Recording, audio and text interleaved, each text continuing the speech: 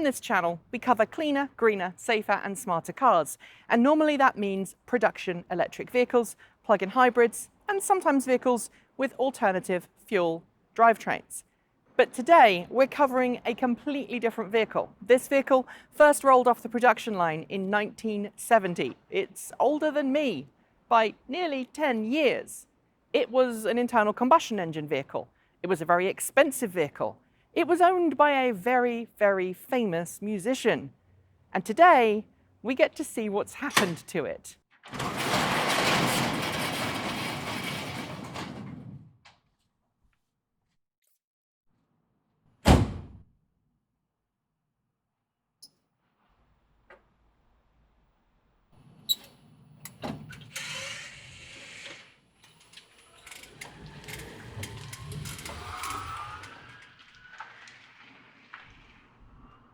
I'm Kirk Swaney. We're here at Shift Electric Vehicles Shop in Albany, Oregon. Shift Electric Vehicles has been focusing on custom classics and hot rods. We're really aiming at cars that are meaningful and personal to the owners. I'm Othmar Ebenhoek. I have been working in the electric vehicle field since about 1990. I originally engineered the Zilla motor controller and produced that for quite a number of years. Been very involved in the racing scene in the decades that have gone by. I've farmed out the Zilla production to Manzanita Micro up in Washington. And now I work on custom things like this, you know. If I knew what I was doing, I'd be bored. So this project was definitely not boring.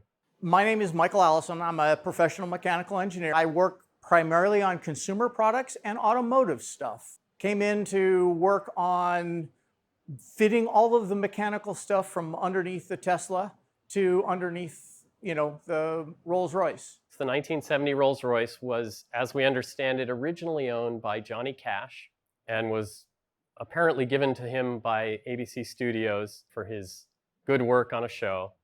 We understand that he's really enjoyed it and enjoyed using it. And so it has quite a provenance. This is a real classic car. It is a 1970 long wheelbase Rolls Royce. Of course, it's all black.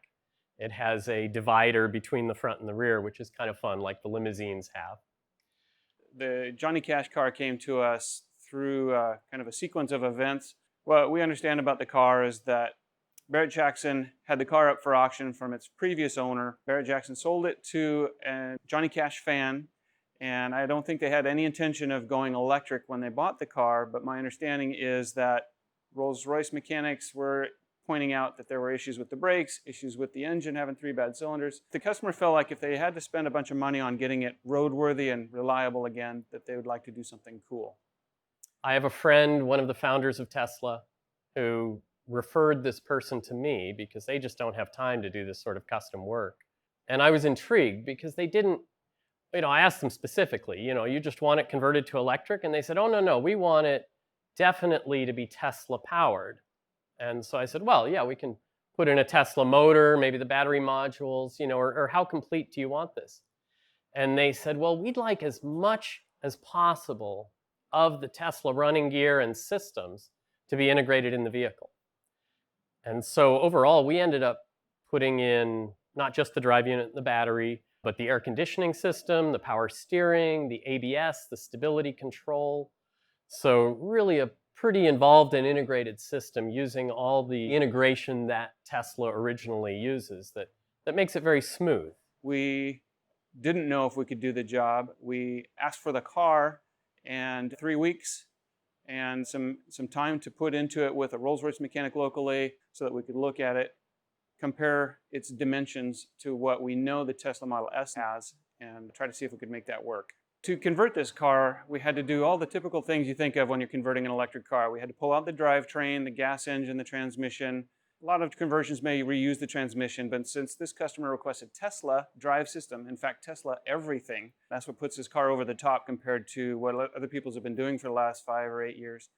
It's not just a Tesla drive unit. It's a complete Tesla transfer with very few exceptions. To pull that off, we had to pull out the gas engine, the transmission, all of the different things that we no longer need, the exhaust. What we did after that is we mounted where the differential used to be in the rear. It's an independent rear suspension car, and we put the new electric motor back there. Where the 410 cubic inch aluminum block Rolls Royce engine was, now we have almost nothing, just the things that are normally in the front of the Tesla. So there's 3 water pumps, there's a DC to DC power supply, there's a few things, the 12-volt battery, but at least half of the engine compartment is now empty. This was also quite a front-heavy car, so putting a 300-pound motor where there used to be 150 pounds of differential made it a little heavier in the back. We pulled out the big heavy engine. The engine and trans was 922 pounds. Pulled that out. That's including servo motor, all the accessories and everything on a scale. Now it's much lighter in the front, but we still ended up with almost a 50-50 axle weight when we're done. So we're pretty happy with that too. Came in to work on fitting all of the mechanical stuff from underneath the Tesla to underneath, the Rolls Royce. Biggest surprise? The Tesla is 10 inches wider than the Rolls Royce is. So here we had to take everything that was this wide and shrink it in. Drive shafts, steering. The steering was probably the most challenging thing to shrink. It just didn't want to fit. And then the limitations of didn't want to change the fundamental frame of the Rolls Royce. So we had to use existing mounts for subframes or existing subframes. So the rear setup is completely custom fabricated. We took the entire subframe that mounted the differential, dropped it out, and kept the suspension arms and made everything new. So we took the Tesla hubs, we made new adapter plates to mount the Tesla hubs to the Rolls-Royce suspension arms, and then the entire subframe was custom designed and fabricated to mount the motor and mount into the stock area and not fall apart when the guy stands on it, because this has got a lot more torque than what was originally designed in the Rolls Royce. It was, originally a big aluminum block V8 powered with a turbo hydromatic transmission, pretty heavy, old technology. The brakes were incredibly complicated, a dual system with dual calipers on all the wheels, a hydraulic leveling unit in the back, extreme hydraulic boost on the pressure pumps on the engine. So we have replaced all that with all the running gear and all the systems that we could from a stock 2016 Tesla Model S that we bought brand new just for the project. This is the second car that I've bought brand new to strip. The first one was back in 1990 when I did an electric conversion for Honda R&D of Torrance, California. But it's been a long time, and now this is the second car that I've ever bought brand new purely with the intent to strip it down. For me, the most challenging part was that we wanted to integrate as many of the systems as possible. And one of the real questions was whether we could make it do regenerative braking, but also do it safely, so that if you were on ice or some slippery surface, that the systems would back off on the regenerative braking and safely run, say, the ABS system. It wasn't until near the end of the project that we could confirm that the ABS and the stability control would work properly in this system.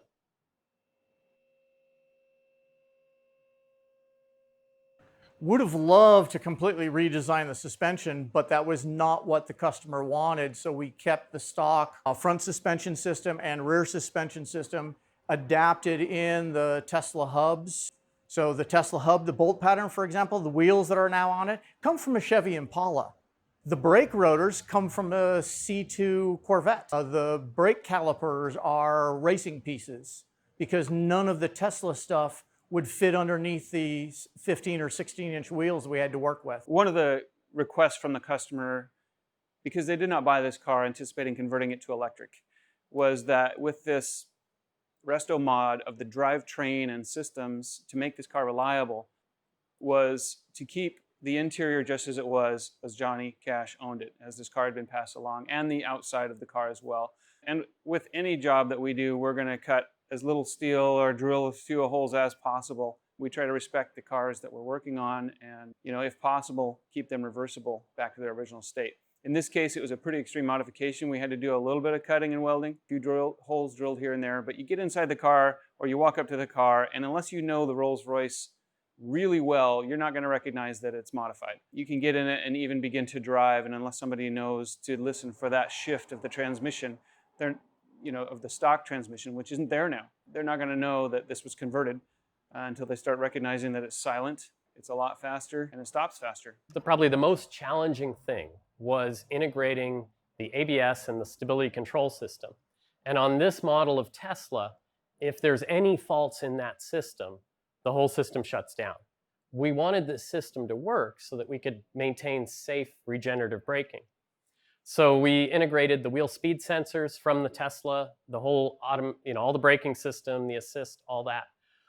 Where it got challenging is that because we were maintaining the look and feel of the original Rolls Royce, there really wasn't room to put this steering column assembly, the steering column control module, in the Rolls Royce. Now this not only controls whether you're in park or drive or neutral and the parking brake, but it also has a very accurate steering angle sensor in it that's needed in order to keep the stability control system working properly. So in order to fit it, we found a GM steering angle sensor out of a Volt, and we integrated that, we hid it in the Rolls Royce. But now we had CAN bus systems, communication systems, that were talking completely different languages.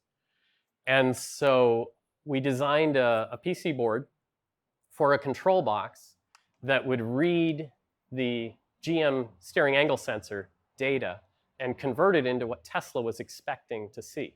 And then additionally, this would read the control stock for park, neutral, drive, and translate that.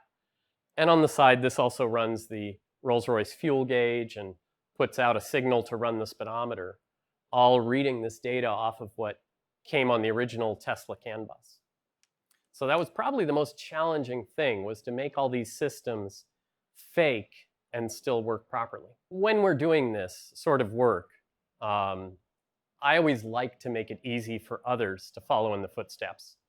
And so both this master control board and the display board that we made to control the displays, which are basically CAN bus input and do logical things output, both of those are available open source. So others can work with them, improve them, and just keep the conversion market going. The customer said it's got to look stock from the outside. We had to use the stock hubcaps. What I wanted was a little more room, so I found the bolt pattern. I found 16-inch wheels instead of the stock 15-inch wheels. So it gave me a little more room for brakes. Like I said, they were Chevy Impala, so they were off-the-shelf, cheap. 16-inch beauty rings that were then tack welded onto the original hubcaps, so they would go onto the 16-inch rims, because there was a really weird system to mount the Rolls-Royce hubcap on the original wheels.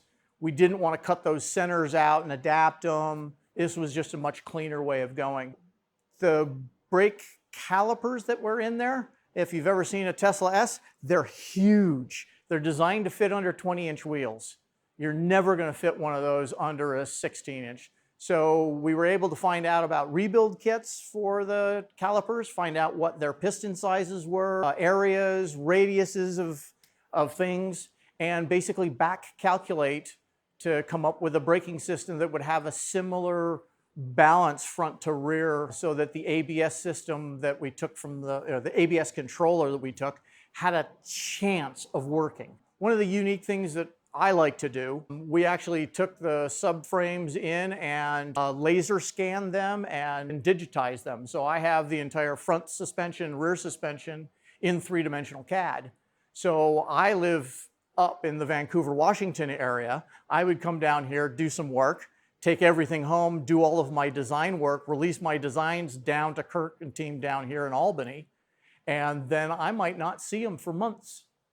And so I had to work remotely on things, and so that was the way to do it. Because we were asked to not modify the interior of the car, integration had to be developed in the form of hardware and software to make all the controls run the Tesla equipment. So the SID, or the center instrument display that's in the big tablet in the middle of a Tesla Model S, had to be mounted somewhere, and obviously we couldn't put that or hide that inside the car. So that ended up moving to the trunk, and the car is basically set up to where we don't have to access that for anything. You can still get to it. It's got some neat protective covers so that it's elegant looking. You don't even know they're there until you uncover them. Now, it took a tremendous amount of rewiring to fit those in the trunk, and then we hid them in there. And so now the car acts normally, and we have just enough. We have a fancy little tiny display that replaces a warning light up front, so that if you don't have the key in the car, you left the door open, or it wants to show you that you have a problem with the braking system. That's all handled by a little custom display that we put in the dash. But the non-critical things, the things that you might slowly want to adjust and see, or your energy use over time, those are all accessible, hidden in the trunk where those original displays are now located. I guess the best pleasant surprise on this project was at the end when we found out that the ABS and stability control had enough flexibility to work despite being in a completely different vehicle. So that was a nice, pleasant surprise. Of course, there were, I'm sure, hundreds of difficult surprises along the way where we would run into a problem and have to solve it and find a workaround on it. Because Tesla does change their design pretty rapidly, and because we don't have access to source code and any of that sort of support, which would be fun, but we don't have it, we allowed the original donor car to get software updates until we decided that we were at a very stable update. And we held the car at that state somewhere in 2017. And we then disconnected it from the Tesla servers. So, because after all, it would be sending out lots of error codes where the Tesla servers would not recognize this Rolls Royce around the car. And so we disconnected it from the Tesla servers and attached it to a private server. And so on the private server, we can do the remote controls that you might be able to do with your Tesla. And we also can do full diagnostics, which are not available to retail users through the Tesla system. So this system is just locked down at a certain point. And then once we were at that point, we would figure out the CAN bus codes and all the proper interfaces so that we could make the car run and fool it to act properly. The owner of this car will have access to remote diagnostics through a private server that's separate from Tesla's. They can check them themselves, or we can access them and do diagnostics and remotely see if there's anything going wrong with the system. Some of it's just, you have to sit there and figure out, okay, how am I going to do this and how am I going to do that and where is that going to go? Where am I going to get this part? Kind of organize yourself well instead of just say, well, I'm just going to take these two things and throw them together and then start cutting immediately and finding things don't quite line up right, or the wiring system. And the control system in this thing baffles me. The mechanicals, it's a car. I'm really happy with how this turned out, having all the stability control and power steering and air conditioning and all that integrated. That said, it was a lot of work to reverse engineer the systems that Tesla had and not have access to any really supporting documents for that. In the future, I could see this as one of several options. I think gradually people will make better and better controllers that would replace the gateway, the main controller in the Tesla. And that maybe in the future we would be able to do this sort of conversion, maintaining a lot of the systems, but be able to actually modify them discreetly to have the source code and be able to make them work better. I'm not sure how the future will go, but this is definitely one of the options. I think what surprised me about this car the most, and not so much until we began test driving, is that the elegance of the Rolls Royce quiet and smooth ride, even though it's a 1970, combined with the elegance of the Tesla drive system, not just the drive motor with a knockoff or aftermarket motor controller, but the Tesla drive system as it's intended to be with the Tesla computers, the whole system. This car just drives amazing. It accelerates faster. It has 200 more horsepower roughly than it did stock. It stops faster than it did. One of the amazing things we did on this car to maintain the Tesla technology is we brought over all 4 wheel hubs, which have wheel speed sensors. And so the car has ABS brakes that it maintained from the Tesla, traction control, stability control, the electric power assist, all that's Tesla. And so the car just drives amazing.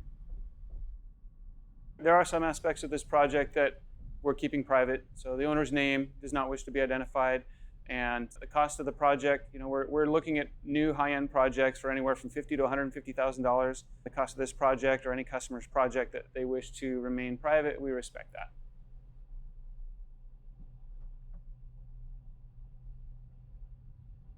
I had never driven a Rolls Royce before in my life. And then just the fact of driving one of, quote unquote, my creations. I've worked on a lot of different cars and race car stuff in the past. And that's always been the joy of going, okay, I've put all my sweat and tears into the thing and actually get to go out and enjoy it.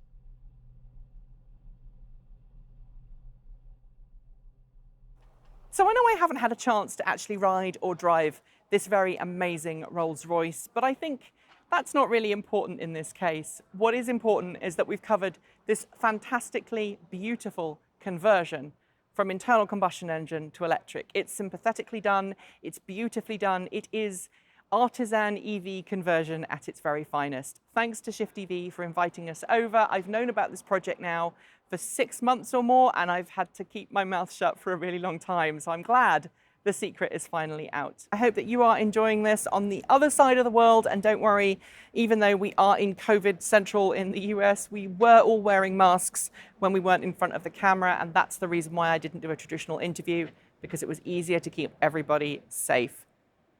I'll be back soon with more great content, but until then, ka kite. See you soon.